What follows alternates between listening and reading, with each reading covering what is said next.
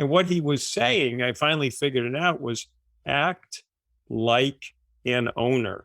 And he kept repeating it, act like an owner. And that was his mantra. And that was my takeaway from 2 years of graduate school was forget about whether you go into consulting or finance or sales, act like an owner, right? In whatever you do, whether you're an accountant, whether you're in sales, at some point you have to make a decision in how you behave and what you do. Welcome to Your Next Big Project is You, a podcast based around the theme of time. Time to be able to press pause on life. Time to reevaluate what's important. Time to reminisce about where you've come from, what you've learned, and what you've accomplished. Time to revisit your goals, dreams, and vision. And time to remember the people in your life. That's it, my friends. If you've got time, fasten your seatbelt and listen in as we discuss opportunities for the next 5 to 25 years of your life. And remember, your next big project is you.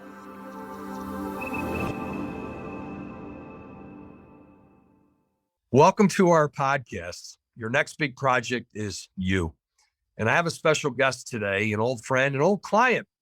Alan Feldman is joining us, the president and CEO of Resource REIT, a real estate firm focused on acquiring and managing real estate apartments across the United States. Alan's been involved in an amazing career of real estate development, from investment to management, you name it. What a pleasure to have you join us today, Alan. I know you have so much on your plate. Your firm was acquired in January. I know you must have 1,000 things running through in terms of this transaction and transition to new things. So welcome to our show today. I appreciate your time. Yeah, thank you, Leo. It's an absolute pleasure to be here and chat a little bit. Yeah, you've had such a tremendous career, Alan, focused on real estate management and finance. Tell us a little bit about the journey. Well, look, my journey is I'm terrible with names, but try to be good with places. And so I always ask people where they're from, and that's usually gets me started. I was born and raised in Western Massachusetts and went to college in Boston and studied chemical engineering. I was a sort of a math science person, and that led me in that direction for no other reason. And I did that for a couple of years, and then went back to business school and decided to take on a whim to sort of take a summer job in real estate. It was something that my dad did kind of part-time and small time. And 30 years later, I'm still doing real estate and development, finance, banking, and it's what I do and like. And there's a lot of elements to it. So here I am. We live in Philadelphia and have us. We raised our kids in New Jersey, just over Philadelphia for the last 30 years. And then now, of course, they're all gone in different directions. And we're still here. That's what's amazing when you mention kids, I think of mine, I think of yours when we talk about the extended, our families and things. You've got a fantastic family from talking to you. I know you've been married for 35 years. You mentioned, 3 kids. It's interesting to me to hear these journeys of business success, but somehow you found the balance to be a successful husband and father in that journey. What are some things that people can pick up that you've learned in those 35 plus years, let's say? I don't know, but what I will tell you is, I have a lot of sort of different rules, either that I've made up or parroted or stolen from other people. And one of those relates to investing or selling or making decisions in business. And I think it applies, hopefully, maybe to my personal life as well, which is there's sort of 2 rules that come up with when you decide, should we buy this building, right? Should we put all of this capital on risk and make this big decision? The first rule is you got to think medium to long term. And that sounds easy and logical, but it's not, because in life, we always have short-term pressures, right? Whether it's a sales goal or you've got capital raise that we have to invest in. Maybe you're going to get a fee from it if you do it now and not. And so there's always a short-term pressure.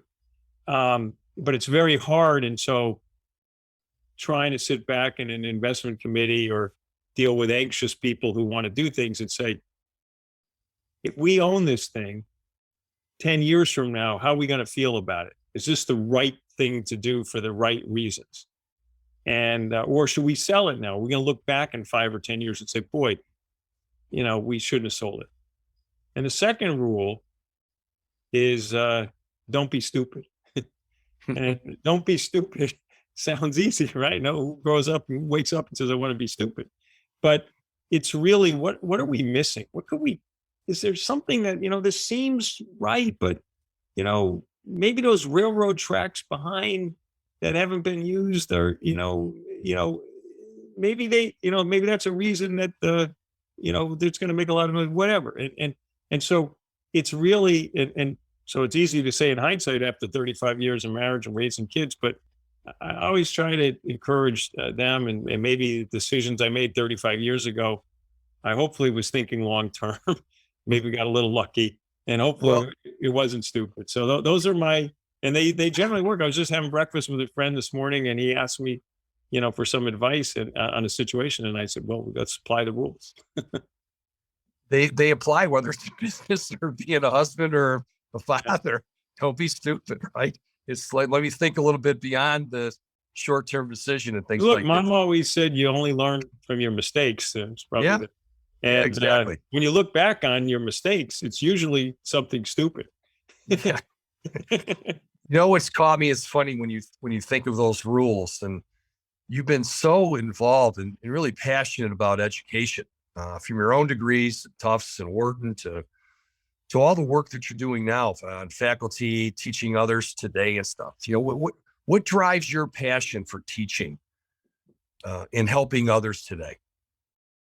Tries it. I don't know. I mean, part of it is, I think I always remember sitting in a good or in a boring class. And then as I started to work later on, I said, someday when I'm going to go back and I'm going to teach high school, and I'm going to teach a class that's the class that I liked, but I wasn't that good at, English or something. Like, it would have been easy for me to teach a math class, but I said, I'm going to go back and do that. And so lo and behold, about 10 years ago, I got a call because I'm in Philadelphia I went to Penn to Wharton for grad school from a professor friend of mine. And he said, how would you like to teach this class in real estate development? We never use our own faculty for only that course. We bring someone from the outside because it's a more practical subject. And I said, wow. And I thought about it and I said, yeah, you know what? I'm going to give it a shot. He gave me 2 pieces of advice, of course. And his rules were, you can do anything you want, number one, in the class. You can, whatever content, whatever, the subject, you make your curriculum. And he said, and don't play favorites. And he said, I know that sounds obvious, but he goes, someday some kid's going to say their dog ate their homework or their whatever, and just take that as advice. And so anyway, 10 years later, it's just been a ball. And I learn by every time I do it. And I guess there's 2 things that came out that were interesting from that. The first was the realization that we all think we're current and young, right? Like, try to stay hip with your kids, which you can't, right? Well, you know what? My 30-year-old kids, they're getting old too. But the one thing that doesn't change is a college junior is about 20 years old. And so when you talk to them and you say something like, well, in the financial crisis, what did this mean to lending or whatever? These kids are in 4th grade, 3rd grade in the financial crisis. They didn't know that their lunch choices changed so that's something that you can't get unless you inject yourself into people who are the same age with the same bright and creative minds. And it's a demographic thing, and it really keeps you grounded. And how do you make decisions? People have never seen interest rates go up until a month ago. and who haven't seen a recession or a stock market decline. It's hard to imagine. Yeah. So that's just been a great lesson from that. And the other thing is I found, I said I always wanted to be a high school English teacher.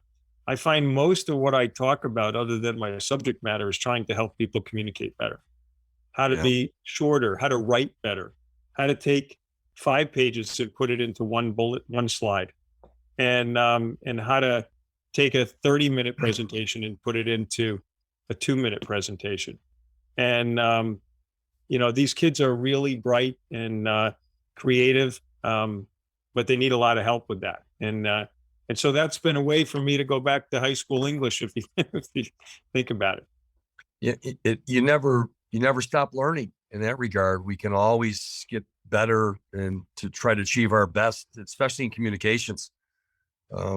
Never ends. And look, we're, in real estate, there's all sorts of things going on, right? That I'm interested in and that affect all of our lives, right? So like for 25 years, shopping and how people shop and where they shop has been changing, right? And so owning malls and shopping centers has been kind of a rough road over the last 20 years. It's evolved, and you got Amazon, so there's that.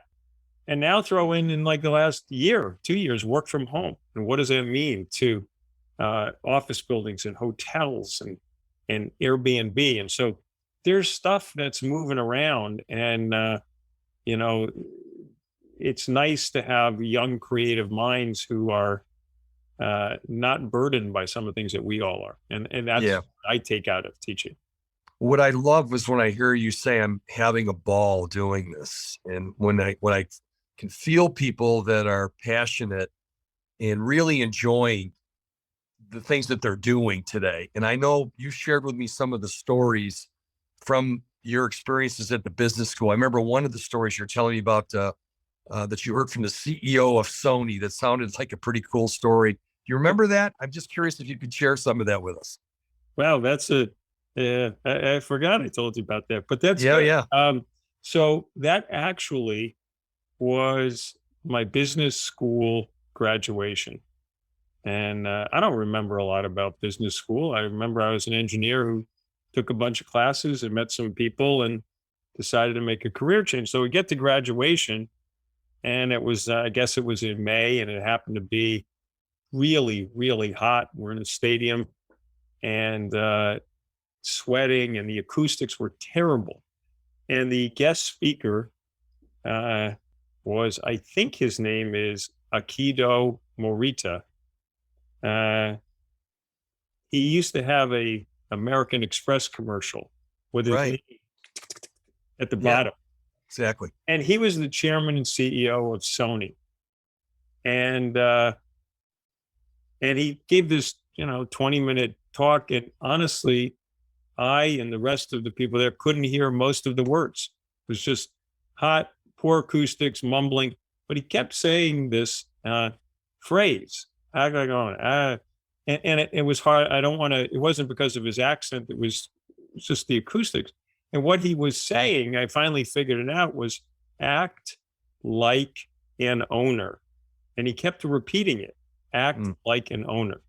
And that was his mantra. And that was my takeaway from 2 years of graduate school, was forget about whether you go into consulting or finance or sales or, whatever, personal products.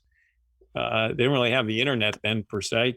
Act like an owner, right? In whatever you do, whether you're an accountant, whether you're in sales, at some point you have to make a decision in how you behave and what you do. And I've stolen that piece of advice, and I've shared it with my kids and my students, and it's really what matters. Yeah, totally. I was talking to a group of salespeople yesterday, and I said, "You're the CEO of a franchise. It builds off of act like an owner, right? It's attitudinal. It's the way you start to look at your responsibilities and what you can do with it. When you change your paradigm, you change the way you think, act like an owner." you're the CEO of your own franchise, this little territory you've been given or this area of responsibility, it changes your framing and things. I think it's a cool way to do that. It's funny because you and I got together over sales training for a sales force that we had. Our sales force was raising capital.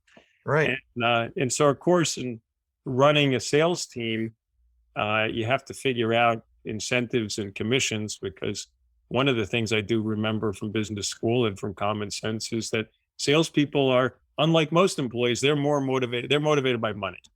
Right? The rest of the employees, they think they are, but they're really not. They have a lot of other things, but salespeople should be. So, and I remember some of my colleagues were saying, no, we have to design the commission this way, and we're not going to pay them over this break point and this minute. I said, look, no one in this company is smarter and can do math faster than a salesperson figuring out how the company is going to screw them over their commissions. I said, I concede that they can multiply basis points and dollar book faster than we can. So let's not try. Let's just make sure we come up with something that allows us to achieve our goals and them to achieve their goals. You got it.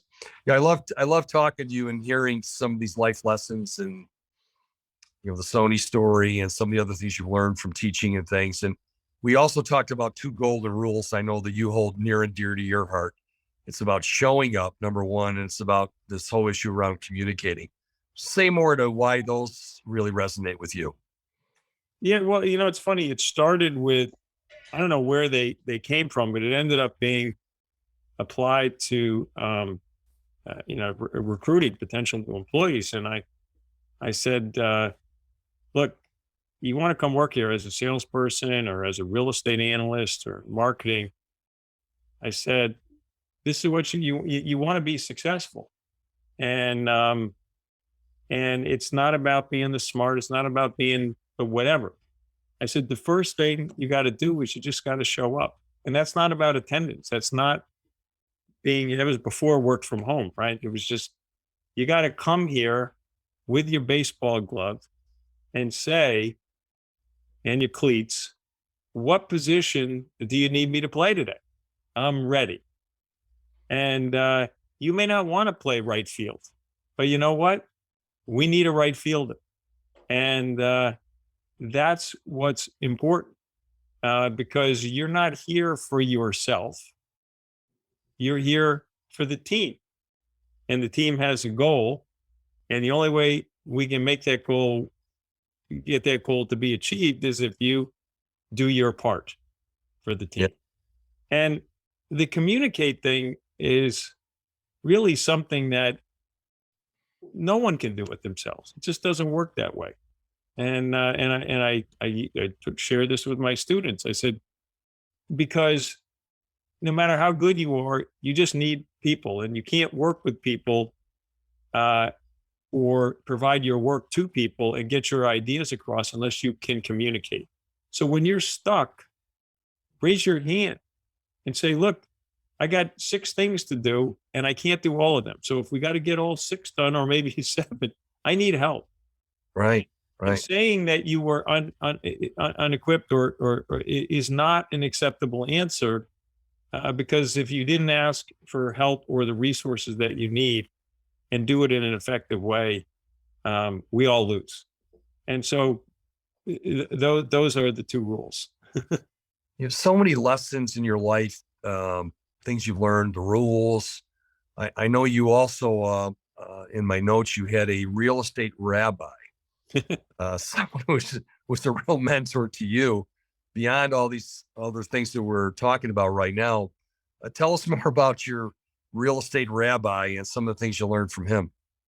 Sure. It's a guy who, by chance, when I worked as a banker in New York before I came to Resource 20 years ago, and he used to sit next to me. He was a little senior to me in the pecking order, but around my age demographic and experience. And he was just a great guy. I used to joke with him. I finally figured out a little bit about him. He has no insecurities. As I said, I figured yours out. You just finally your insecurity, because we all have them, is that someone might actually think you have one. So, but what he taught me um, was how to interview people, and that's how he became my real estate rabbi. And I worked in a situation in a bank is very competitive. We're hiring these 22-year-old kids. They all went to like 3 Ivy League colleges, um, and they all had great boards and grades and all this. And so you found these very type A, overachieving people. And, 2 of them we'd hire every year in our department. They're all smarter than I was and everything. And what we found was, or what I determined was, after about 6 weeks, we would hire 2 of them, and they'd have to interview with everybody, not just our department, but other people. Is that one of them would come to work every day and they'd be happy and say, what do you need me to do? What position do you need me to play? Even if they worked Saturday and Sunday, they can't do that anymore, but they did then.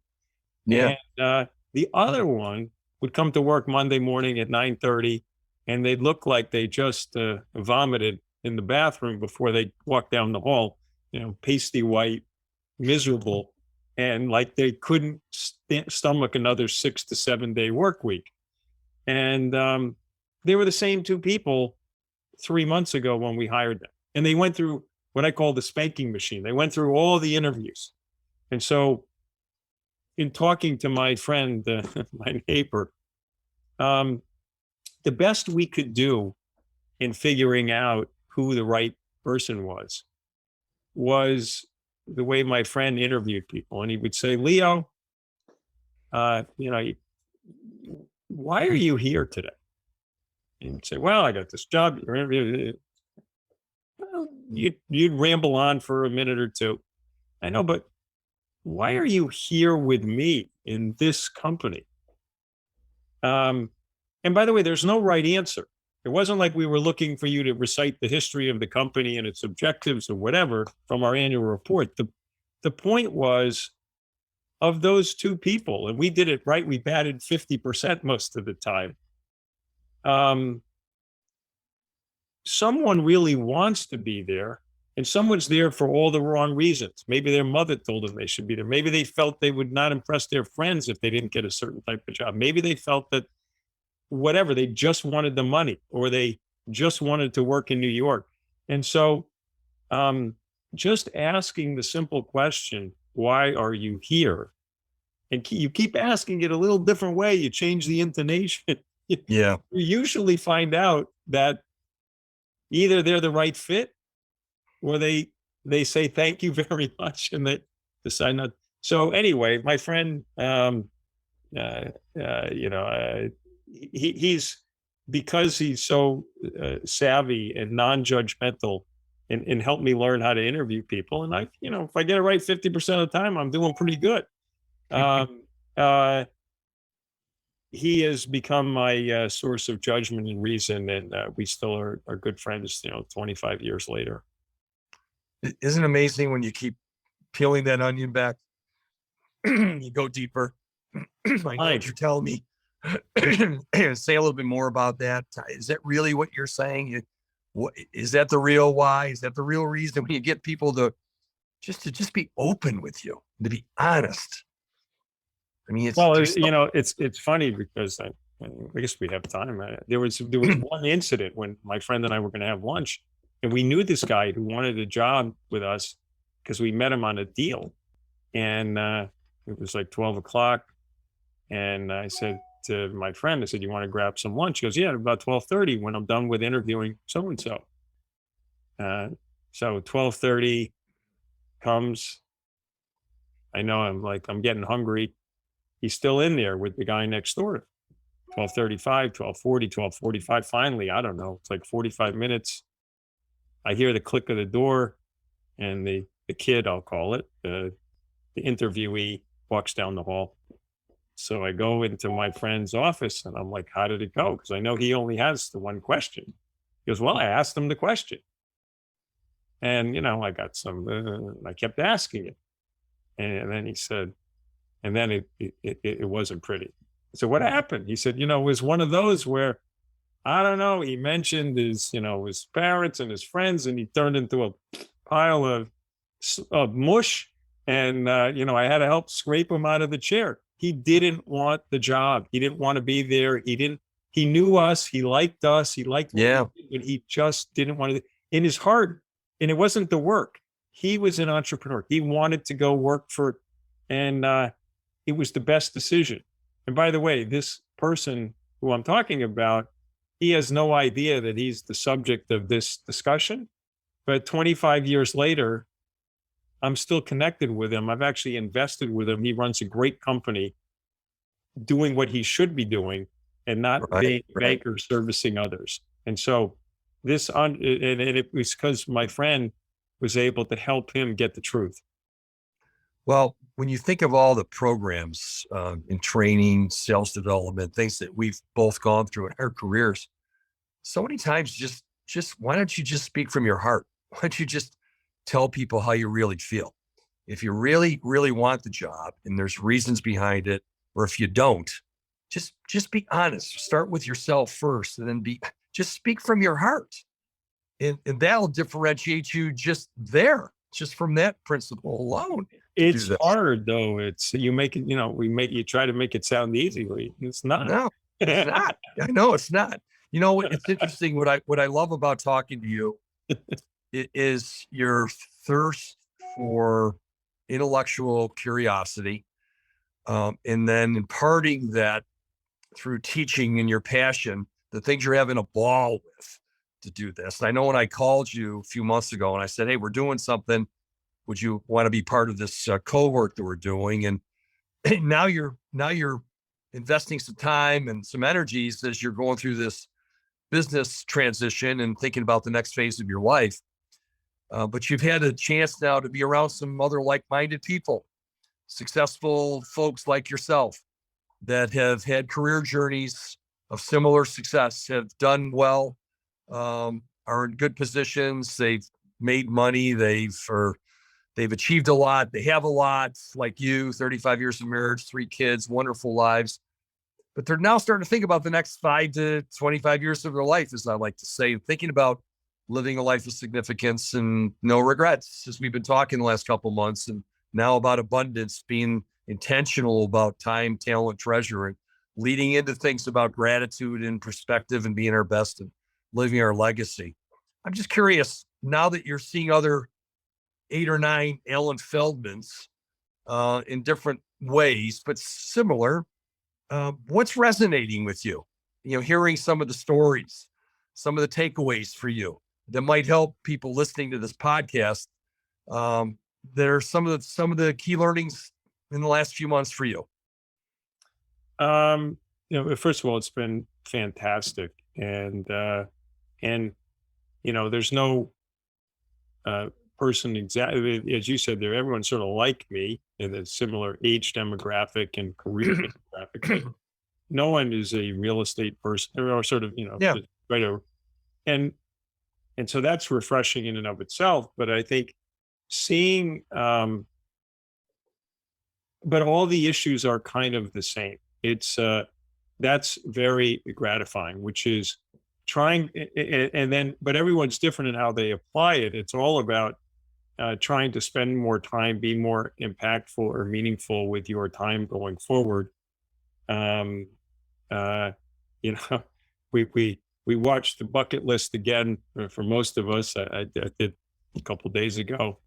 And I don't have that list, but what I've seen from others and what it's brought out in me is, as I said, I like to think long term, and I've seen some impactful things done from a charity perspective, in a variety of charities where putting your time, not just to write a check, because there's no check I or any single person, not even the mega wealthy can do that one person can do, right?